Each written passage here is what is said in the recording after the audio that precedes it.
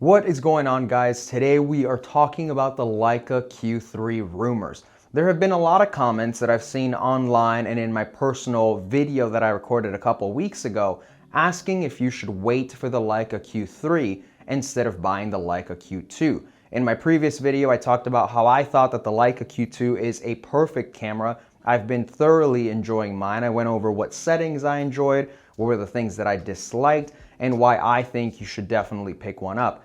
When it comes to buying the Q3 or waiting for the Q3, my biggest issue has been that it's just a rumor. We don't necessarily know what additions Leica is going to make to the Q3. We don't even know when it's going to come out. I think the rumor is that it's going to land somewhere around 2024. With that being said, prices have gone up on just about everything, so it's safe to say that the Leica Q3 is going to be far more expensive than the Leica Q2. Now, Leica Rumors made an article talking about the possible updates for the Leica Q3, and that is a swivel screen, internal memory, USB-C charging, no 8K video, and phase detect autofocus. So I want to touch on each one and kind of give my thoughts on why it may not necessarily be worth waiting for or why it may be worth waiting for. So first things first is that swivel screen. I think the swivel screen could be a really great update. There's a lot of street photographers that want to shoot from the hip and don't want to bring their camera up to their eye to snap a photo and possibly get caught, right? So a swivel screen could be a great update.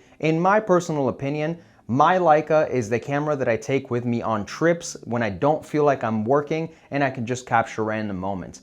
During street photography, I haven't run into any issues with me having to bring my camera up to my eye to snap a photo. But like I said, as a street photographer, and if you want to remain unseen in a way, I can see why that would be a great update. The next update would be internal memory. Internal memory, in my opinion, out of this list is probably the biggest plus. I think it would be great if a camera did have internal memory, so that way you don't have to spend a lot more money trying to buy a separate SD card. I know for myself, I've run into the issues with the SD cards not being fast enough to keep up with the right speeds of the camera. So internal memory could be a great addition. USB charging would be absolutely huge. I think USB charging would definitely elevate the camera. The issue is, how much more are you willing to pay to have USB-C charging? It's a pain in the ass to have to bring around your battery and that big chunky charger. I travel around with a 1DX for work, so in my opinion, having that small charger for the Leica has not been an issue. Then we have the whole 8K video. I have never used my Leica for video, and I don't intend to. I bought that camera strictly for photo, and I think majority of the people that are buying the Leica Q2 are buying it for photography. I can't imagine many people wanting to spend that much money on a camera for video purposes. So in all honesty, removal of the 8K video is neither here nor there for me. I don't think it's a plus, I don't think it's a minus, because I just don't use video. And last but not least, the phase detect autofocus.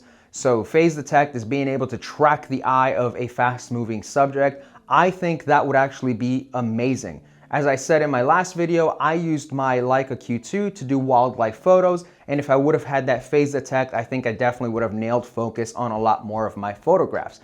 But that all boils down to if you as a consumer think that it's going to be a great addition. The focusing system on the Q2 has been pretty reliable for me for most of the time. I'd say it's maybe been spotty about 5% of the time.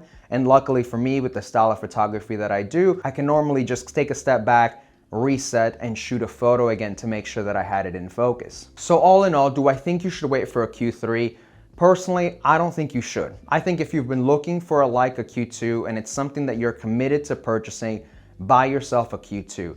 The issues that I outlined in my previous video is when you buy these cameras, you kind of already lose money on them. The secondary market for Leica Q2s is roughly $1,500 to $2,000 under its MSRP. I can imagine that the Leica Q3 will be roughly the same thing, but overall, I've just never been a fan of waiting and hoping for the what ifs. It's happened a lot of times with Canon when people have their fingers crossed, hoping that the next system is going to have exactly what they need. And unfortunately, sometimes the system comes out and it's not what it lived up to be.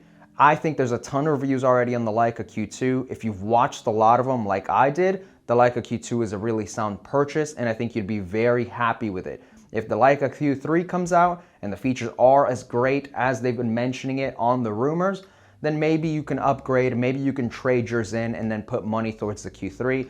but again, that's maybe 2024. Times are very unpredictable, so we can't really say if that camera is going to come out in 2024 or not. Again, they are just rumors. So I think make the sound decision, purchase what you want in the moment, go out there and shoot and enjoy your time with a brand new camera. I hope you guys enjoyed this style of video. It was fun going through all the rumors, and honestly, I hope that there is a Leica Q3 coming out at some point, but I'm perfectly happy with my Leica Q2. I'd be happy to hear your thoughts. Go ahead and share them down below in the comments. If you enjoy this kind of content, let me know down there as well. Like, comment, and subscribe for more good stuff, and I'll catch you guys in the next video.